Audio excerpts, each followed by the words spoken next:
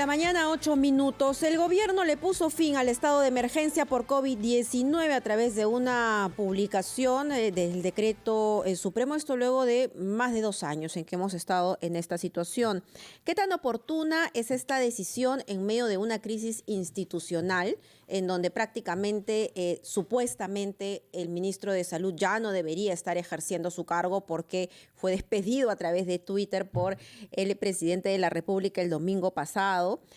Pero ¿qué significa también, no? ¿Qué significa que ya no nos encontremos en estado de emergencia? Vamos a conversarlo con Alexandro Sacco Valdivia. Él ha sido director de la promoción de la salud y también director del Consejo Nacional de Salud del MINSA. Él, hay que recordar, estuvo sumamente comprometido en tiempos de pandemia hasta que un día le llegó su resolución publicada en El Peruano donde lo despedían mientras él estaba trabajando en el campo, porque sí, viajó por muchos lugares en nuestro país.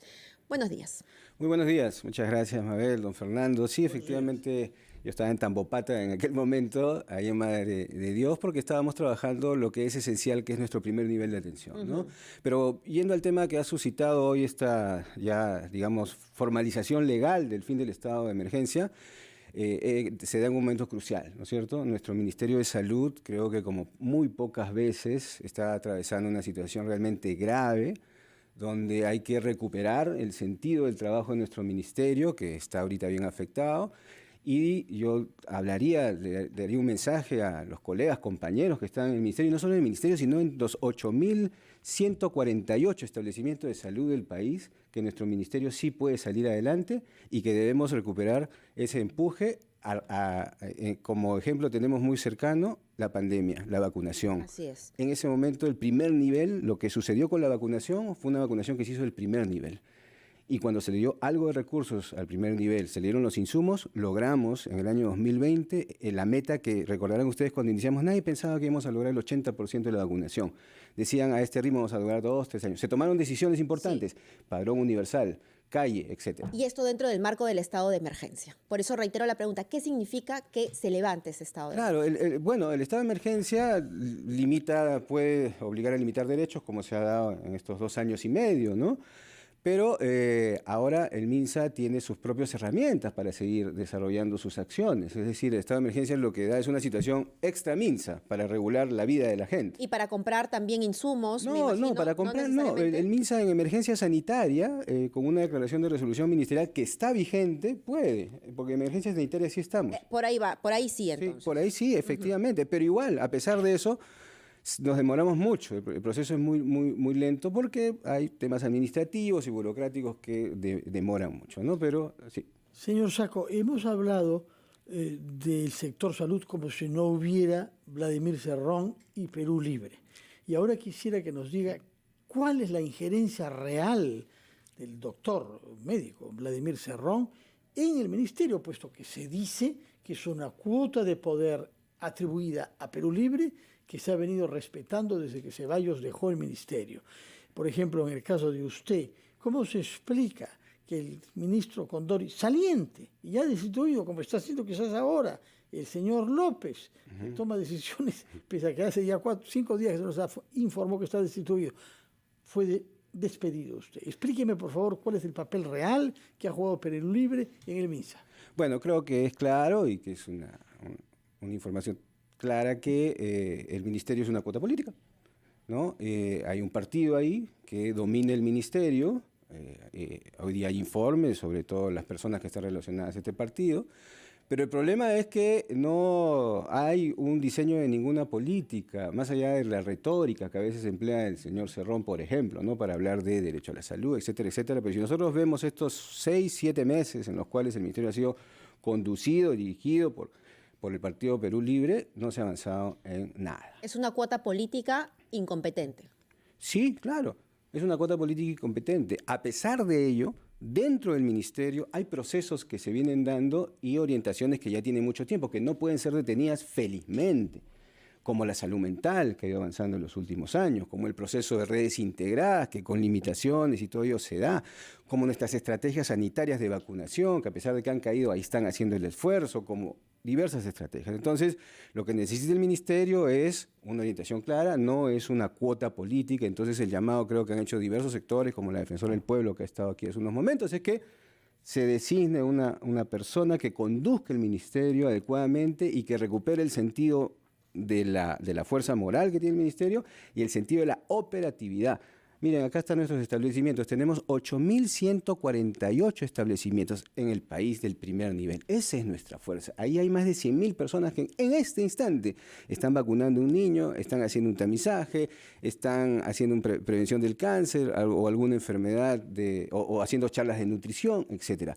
Tenemos que darle contenido a esta frase que tanto se repite, que es fortalecer el primer nivel. Entonces, si hubiese un énfasis, una prioridad, sin descuidar el tema hospitalario, obviamente, que es muy importante y que ahí ya se resuelven situaciones complicadas, pero dar el contenido al primer nivel. Y creo que esa es la tarea de cualquier gestión que llegue para que esto suceda adecuadamente. Actualmente usted hace un canto en homenaje a sus colegas, y ese es el sentido del libro, universalizar la salud. Usted es testigo de todo lo bueno que se ha hecho, pero hay que analizar también las cosas que van mal. Claro. Y entre ellas la lista es clarísima, la anemia.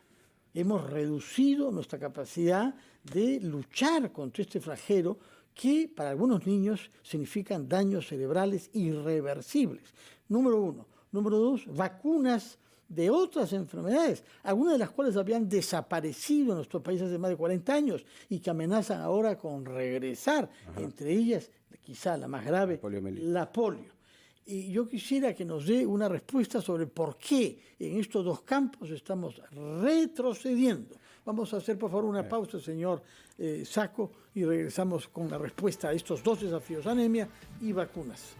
9 de la mañana, 20 minutos. Continuamos conversando con Alexandro Sacco Valdivia, quien ha sido director de la promoción de la salud y también director del Consejo Nacional de la Salud del MINSA. Habían preguntas pendientes que había dejado sobre la mesa Fernando y que estaban relacionadas a todo lo que se ha retrocedido en cuanto a anemia en los menores y también a la gran brecha que se ha generado hoy por hoy en la vacunación del esquema regular a la que todos los niños deben estar sometidos, dada la amenaza de que aparezcan nuevamente enfermedades que habían sido desterradas en nuestro país.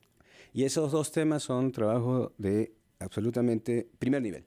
En anemia, como recordarán ustedes, hasta antes de la pandemia era el tema principal de salud. Se había logrado un diseño de una política multisectorial de salud y se habían logrado planes específicos y se comenzó a trabajar.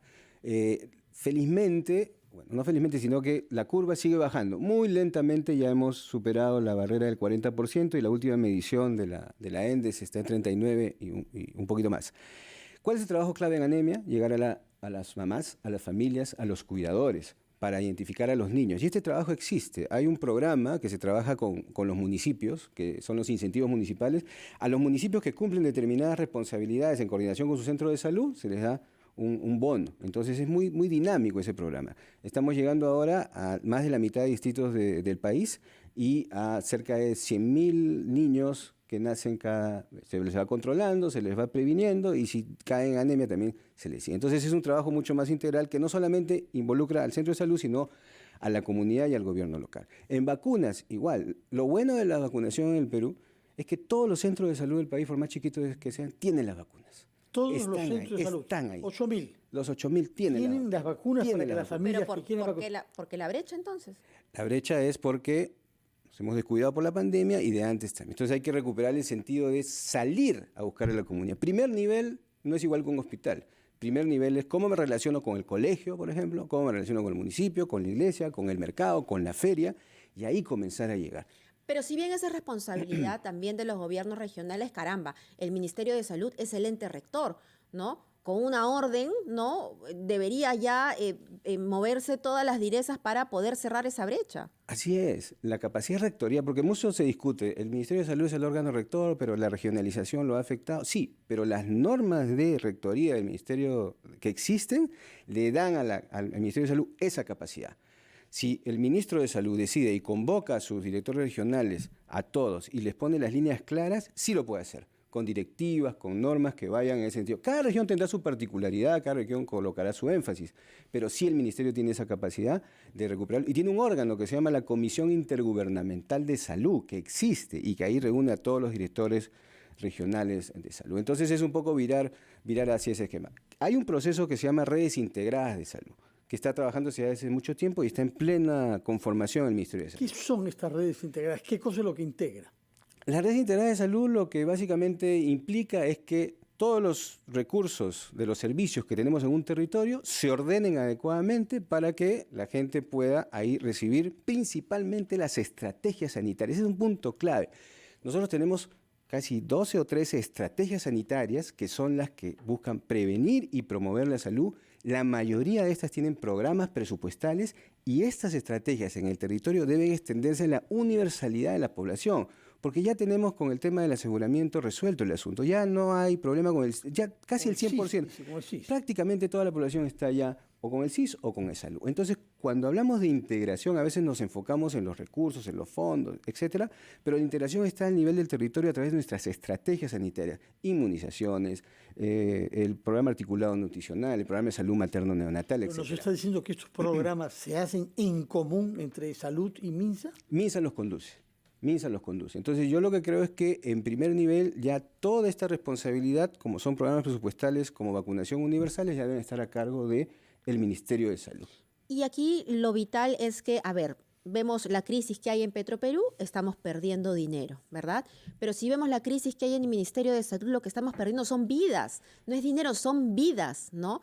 Gente que necesita atenderse, personas que nos llaman muy temprano, desesperadas porque no pueden obtener una cita, ¿no? Ni siquiera para que, le hagan un análisis de laboratorio, que es tremendo. Por ejemplo, y eso se viene conversando desde hace mucho tiempo. Análisis, por ejemplo, lo que la gente necesita, apoyo al diagnóstico. Se tiene que invertir. Yo he sacado un cálculo aquí que si los que son los 1,4 que tenemos en el país, 315, casi 2 por distrito, digamos 1 por distrito, con 2 millones de soles se pueden potenciar adecuadamente y ponerlos a trabajar las 24 horas. Estos 1,4 tienen que trabajar las 24 horas. Tiene que ir ahí una persona y le tienen que sacar su sangre y le tienen que dar su diagnóstico. Eso es un tema clave porque si no se deriva o al privado o se deriva una referencia que llena los hospitales. Usted acaba de decir algo terrible, la corrupción. No hay un tomógrafo, vaya al frente, ¿no? Y ahí se conocen a las grandes clínicas de imagen. Hay amarres, pues. Hay amarres. Amarres, por supuesto, hay amarres en todas partes del país. ¿Cómo es ese amarre? ¿Cómo funciona? Bueno, el tomógrafo no funciona, pero afuera hay uno que funciona. Y es el médico el que le dice, vaya usted, y probablemente le da una orden firmada. El tema es que si no hay, ya la persona tiene que resolverlo. El médico no puede decirle a alguien vaya, no puede decirle eso. Pero sí le recomienda, oiga, vaya acá al frente. ¿Recibe una cuota ese es el director de un hospital o el médico que deriva? Habría que desentrañar la madeja, ¿no es cierto? Hay informes, yo recuerdo en la época de la ministra Pérez, hay informes también al respecto, y son situaciones que pasan desde hace mucho tiempo y que tienen que enfrentarse, ¿no? Ahora, en los hospitales nosotros vemos todos los días colas. ¿Qué podríamos hacer para aminorar las colas en los hospitales? La gente va al establecimiento de salud de Progreso allá en Lima Norte y el número de referencias que tiene una patología. El centro de salud refiere más por determinadas patologías. Digamos, necesitamos un especialista en estómago, ¿no? Entonces, en lugar de referirlo al Hospital Oasis, al Hospital Bernales, llevemos a los médicos especialistas al centro de salud. Y ganaríamos mucho. Y si se tiene que hacer un arreglo normativo, eso está en las manos del Ministerio de Salud. Entonces hacemos una referencia inversa y así vamos desembalsando y también le aliviamos la vida. Pero el médico que esté en un hospital ve muchísimos casos por día. Pero son un número de referencias, sobre todo referencias, ¿ven? O sea, Claro. las grandes colas son por referencias. Entonces ahí hay que identificar cada centro de salud, dígame, ¿cuál es lo que más requiere su especialidad? Entonces lo organizamos inversamente. Y eso se da en algunos lugares ya. Señor Sacco, muchas gracias por transmitirnos optimismo sobre nuestro sistema de salud pública, al mismo tiempo que por reprobar la corrupción que usted ha constatado y sufrido al interior del MINSA. Sí, y si me permite dar un mensaje final a a nuestra población, a nuestros agentes comunitarios de salud, comités comunitarios que también en estos años han trabajado mucho de la mano con nosotros, y a nuestros compañeros y amigos del Ministerio de Salud, creo que es el momento de hay que recuperar nuestro ministerio, lo vamos a hacer y esta decisión está en el presidente Castillo. En su plan general de gobierno hay muchas cosas interesantes que se tienen que hacer. Entonces, ojalá que el presidente tome la decisión adecuada porque sí podemos recuperar nuestra salud y sacar adelante nuestro ministerio y todas nuestras redes de salud en el país. Muchas gracias. Recuerdo que usted es el autor de este libro, Universalizar la salud, que desarrolla más ampliamente esas ideas. Muchas gracias, señor Sacco.